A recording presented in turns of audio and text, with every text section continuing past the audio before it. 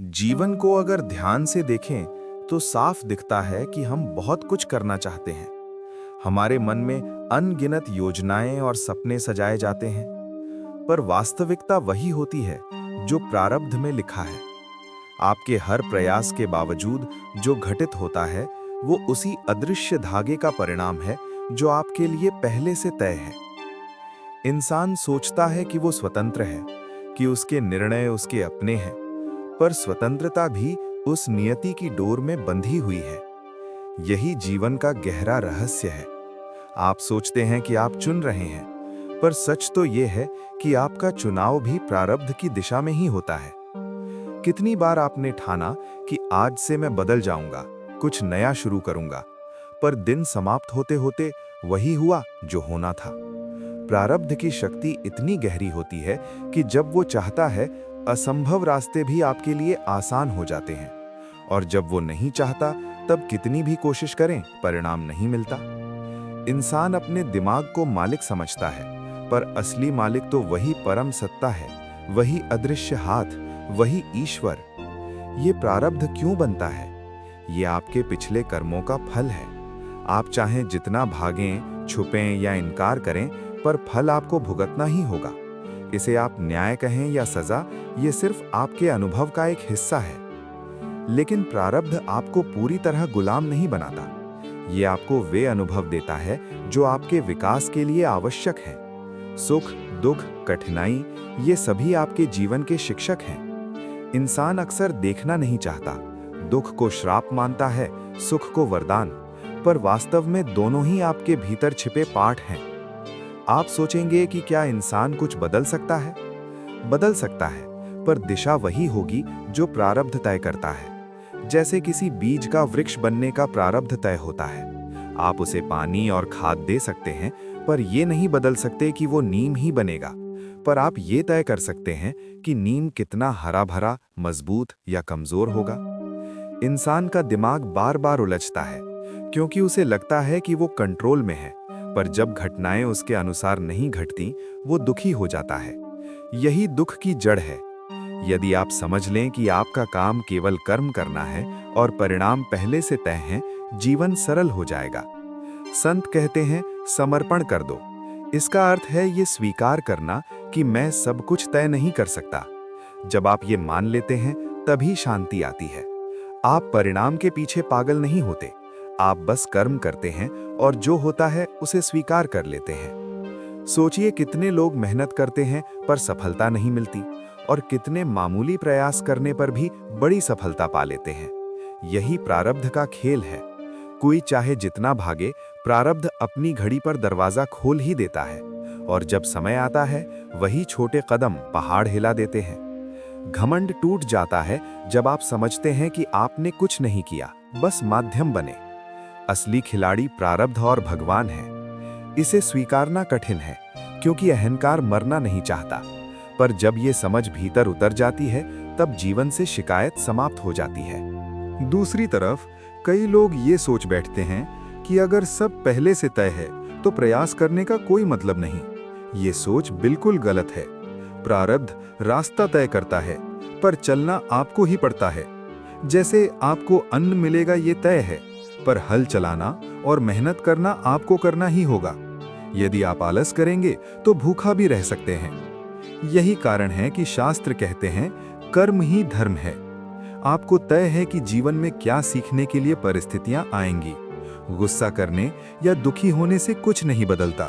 समय आने पर परिस्थितियां पलट जाएंगी। तब तक संघर्ष ही आपको मजबूत बनाएगा। जब आप अपने जीवन को ध्यान से देखें, तो समझेंगे कि हर अनुभव, हर रिश्ता, हर खुशी और हर पीड़ा आपको कहीं न कहीं आगे बढ़ाने के लिए है। प्रारब्ध आपको मोड़ सकता है, पर तोड़ नहीं सकता। यही जीवन का अद्भुत नियम है। कितनी बार आपने सोचा, मैं ये गलती नहीं दोहराऊंगा, और फिर वही किया। कितनी बार ठाना कि मैं इस रिश्ते में नहीं पड़ूंगा, पर फिर परिस्थितियां आपको वहीं ले गईं। ये सब वही प्रारब्ध है। ये आपको ये दिखाता है कि आप अपने अहंकार में कितने फंसे हुए हैं। प्रारब्ध का उद्देश्य केवल आपके रास्ते को तय करना नहीं है, बल्कि आपके भीतर चेतना जगाना भी है। यह आपको वही अनुभव देता है जो आपकी आत्मा को विकसित करता है। सोचिए, क्या अगर सब कुछ आसान होता तो हम जीवन की गहराई को समझ पाते? नहीं। मुश्किलें, चुनौतियां, असफलताएं, यही आपके भीतर की नींद तोड़ती हैं, और यही दुख और कठिनाई आपको ईश्वर की ओर खींचती हैं। सुख में इंसान भूल जाता है कि कोई शक्ति भी है, पर जब जीवन कठिन हो जाता है तब हाथ जोड़कर कहता है, हे भगवान, अब तुझ पर भरोसा है। यही प्रारब्ध का असली खेल है, आपको अपने भीतर की सच्चाई दिखाना। आपका मन बार बार चाहता है कि सब कुछ उसके अनुसार हो, लेकिन प्रारब्ध उसे वहीं ले जाता है जहां उसे जाना है। यही कारण है कि कभी हम बहुत प्रयास करने के बाद भी असफल होते हैं, और कभी बिना कोशिश के वो प्राप्त होता है जो कल्पना भी नहीं की थी। यह समय पर होना ही प्रारब्ध की खूबसूरती है। जैसे सुबह का सूरज दोपहर में नहीं उग सकता, वैसे ही आपकी किस्मत का फूल अपने समय से पहले नहीं खिल सकता। चाहे वो सफलता हो, प्रेम हो, धन हो या ईश्वर का दर्शन, सब सही समय पर मिलता है। अधीरता ही दुख पैदा करती है। जब आप कहते हैं, भगवान अभी क्यों नहीं, तब असंतोष बढ़ता है, पर ईश्वर का समय हमेशा सटीक होता है। सही समय आने पर वही चीज जो असंभव लगती थी, सहज रूप से आपके जीवन में उतर जाती है। यही कारण है कि समझदार वही है जो धैर्य रखता है, जो हर परिस्थिति में कहता है, ये भी ठीक है। ये सरल वाक्य सुनने में मामूली लगता है, पर इसका अर्थ बहुत गहरा है। जब आप कहते हैं, ये भी ठीक है, तो आप भगवान की योजना को स्वीकार कर रहे हैं। आप दुख को भी वरदान के रूप में जीने लगते हैं। ये वो अवस्था है जहां सच्चा आनंद शुरू होता है। यहां से जीवन की वास्तविक सुंदरता महसूस होती है। हर मोड़ पर याद रखें, आप अपने प्रारब्ध से भाग नहीं सकते, पर आप इसे शांति से जी सकते हैं। इसे शिकायत के साथ जी सकते हैं या आभार के साथ। जब आप आभार चुनते हैं, तब हर घटना, हर आंसू, हर हंसी आपके भीतर नया फूल खिला देते हैं। यदि आप सचमुच भगवान के भक्त हैं, तो समझिए, जो आपके लिए लिखा है वही सर्वश्रेष्ठ है। आज दर्द लग सकता है, पर वही दर्द कल आपकी शक्ति बन जाएगा। आज कोई दरवाजा बंद लगता है, पर कल वही आपको बेहतर रास्ते पर ले जाएगा। भगवान कभी भूलते नहीं, वे देर कर सकते हैं, पर जो देने योग्य है वही देते हैं। इसलिए शिकायत छोड़ दीजिए। हर सुबह उठते ही यही कहिए, हे प्रभु, मुझे वही दो जो मेरे लिए सही है। मुझे वही दिखाओ जो मेरी आत्मा के लिए जरूरी है, और मुझे धैर्य दो कि मैं आपके फैसले को स्वीकार कर सकूं। ये प्रार्थना आपके भीतर असीम शांति भर देगी। जब ये शांति आपके जीवन का हिस्सा बन जाएगी, तब आप देखेंगे कि प्रारब्ध का खेल अब आपको उलझाता नहीं, बल्कि हंसाता है। आप जान जाएंगे, हाँ, ये भी उसी योजना का हिस्सा है। तब जीवन बोझ नहीं रहेगा, बल्कि एक सुंदर यात्रा बन जाएगा। अब जब आप समझते हैं कि प्रारब्ध आपकी जीवन यात्रा का नक्शा है, तो ये भी समझना जरूरी है कि प्रारब्ध आपको बांधता है, लेकिन वही बांध आपको गहराई भी देता है। जैसे लहरें किनारे से टकराती हैं, वैसे ही प्रारब्ध आपकी सीमाओं से टकराता है, और हर बार जब आप टकराते हैं, आपकी चेतना जागती है। यदि ये टकराव नहीं होता तो इंसान भीतर से सोया ही रह जाता। कठिनाइयाँ, दुख, असफलताएं, ये सभी आपके भीतर की नींद तोड़ते हैं और आपको वास्तविकता से जोड़ते हैं। यही ईश्वर की योजना है। जब जीवन बहुत आसान होता है तो हम भूल जाते हैं कि कोई शक्ति भी है, पर जैसे ही मुश्किलें आती हैं, हम अपने भीतर भगवान की ओर हाथ जोड़ते हैं। आपका मन बार बार ये चाहता है कि सब कुछ उसकी मर्जी से हो, पर प्रारब्ध उसे वहीं ले जाता है जहां उसे होना चाहिए। यही कारण है कि कभी बहुत मेहनत करने के बावजूद भी आप असफल होते हैं, और कभी बिना किसी विशेष कोशिश के वही प्राप्त होता है जो आप कल्पना भी नहीं कर सकते थे। यही समय पर होने का अद्भुत नियम है। जैसे सूरज अपने समय से पहले नहीं उग सकता, वैसे ही आपका भाग्य भी सही समय पर ही फलित होता है। सफलता, प्रेम, धन, ईश्वर का दर्शन सब अपने समय पर मिलता है। अधीरता ही दुख पैदा करती है। जब आप पूछते हैं, भगवान अभी क्यों नहीं, तो असंतोष बढ़ता है, पर सच्चाई ये है कि ईश्वर का समय हमेशा सही होता है। जब सही समय आता है, वही चीज जो असंभव लगती थी, सहज रूप से आपके जीवन में उतर जाती है। यही कारण है कि समझदार वही है जो धैर्य रखता है। हर परिस्थिति में ये कहता है, ये भी ठीक है। सुनने में ये वाक्य सरल लगता है, लेकिन अर्थ बहुत गहरा है। जब आप कहते हैं ये भी ठीक है, तो आप भगवान की योजना को स्वीकार कर रहे हैं। आप दुख को भी वरदान की तरह जीने लगते हैं। ये वो अवस्था है जहां सच्चा आनंद शुरू होता है। यही जीवन की वास्तविक सुंदरता है। हर मोड़ पर याद रखें, आप अपने प्रारब्ध से भाग नहीं सकते, पर आप इसे शांति से जी सकते हैं। इसे शिकायत के साथ जी सकते हैं या आभार के साथ। जब आप आभार चुनते हैं, तब हर घटना, हर आंसू, हर हंसी आपके भीतर नया फूल खिला देते हैं।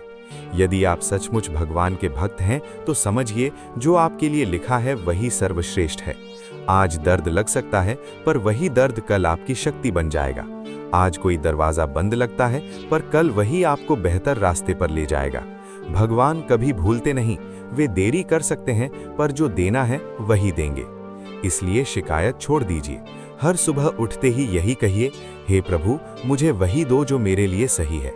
मुझे वही दिखाओ जो मेरी आत्मा के लिए जरूरी है, और मुझे धैर्य दो कि मैं आपके फैसले को स्वीकार कर सकूं। ये प्रार्थना आपके भीतर असीम शांति भर देगी।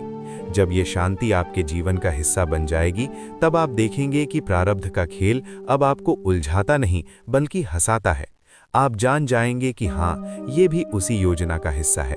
तब जीवन बोझ नहीं रहेगा, बल्कि एक सुंदर यात्रा बन जाएगा। अब सोचिए, जीवन में कठिनाइयां क्यों आती हैं? ये आपकी आत्मा को तराशने के लिए है। लोहे को तपाए बिना तलवार नहीं बनती। उसी तरह कठिनाइयों से गुजरे बिना आत्मा का तेज नहीं निकलता। ईश्वर आपको दंड नहीं दे रहे, बल्कि आपको तराश रहे हैं।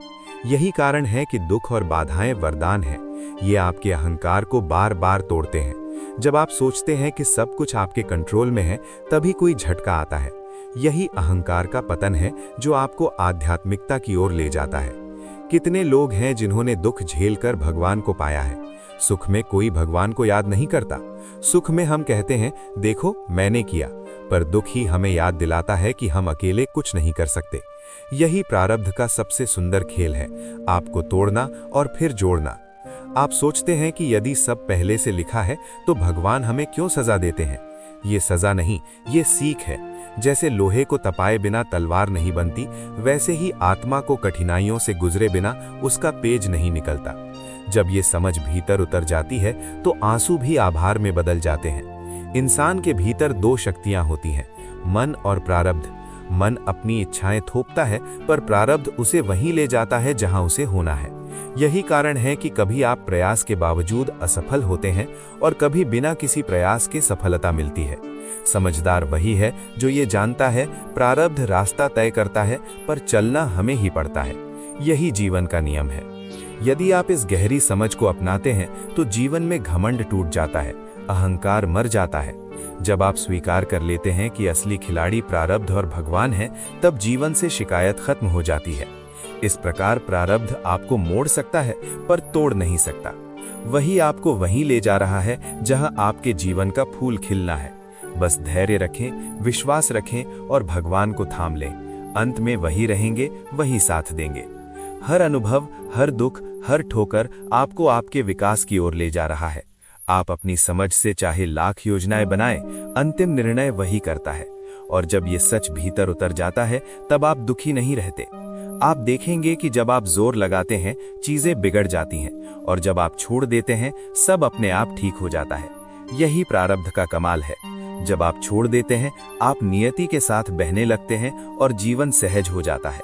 सच्ची आजादी वही है जब आप स्वीकार कर लें कि आप पूरी तरह स्वतंत्र नहीं हैं। ये उल्टा लगता है, कैसे गुलामी में आजादी हो सकती है? पर यही तो रहस्य है। जब आप मान लेते हैं कि सब कुछ आपके हाथ में नहीं है, तनाव समाप्त हो जाता है। अब आपको लड़ना नहीं पड़ता, बल्कि बहना सीखना पड़ता है। इस अवस्था में आप साक्षी बन जाते हैं। आप देखते हैं कि जीवन घट रहा है, दुख भी, सुख भी, पर भीतर अडोल रहते हैं। यही सच्चा ध्यान है, और यही वो स्थिति है जहां इंसान कहता है कि अब मुझे किसी चीज का डर नहीं है, क्योंकि जो हो रहा है वही होना चाहिए। जब आप इस स्थिति तक पहुंच जाते हैं, तो प्रारब्ध आपको उलझाता नहीं, बल्कि हंसाता है। आप जान जाते हैं कि ये सब उसी योजना का हिस्सा है। जीवन अब बोझ नहीं, बल्कि सुंदर यात्रा बन जाता है। तो मेरे प्यारे साथियों, आज की बात अपने दिल में उतार लीजिए। प्रारब्ध आपको मोड़ सकता है, पर तोड़ नहीं सकता। वही आपको वहीं ले जा रहा है जहां आपके जीवन का फूल खिलना है। धैर्य रखिए, विश्वास रखिए और भगवान को थाम लीजिए। हर सुबह यही कहें, हे प्रभु, मुझे वही दो जो मेरे लिए सही है, मुझे वही दिखाओ जो मेरी आत्मा के लिए जरूरी है, और मुझे धैर्य दो कि मैं आपके फैसले को स्वीकार कर सकूं। ये प्रार्थना आपके भीतर असीम शांति भर देगी। जब ये शांति आपके जीवन का हिस्सा बन जाएगी, तब आप देखेंगे कि प्रारब्ध का खेल अब आपको उलझाता नहीं बल्कि हंसाता है, और यही जीवन की सबसे बड़ी सीख और सबसे सुंदर यात्रा है।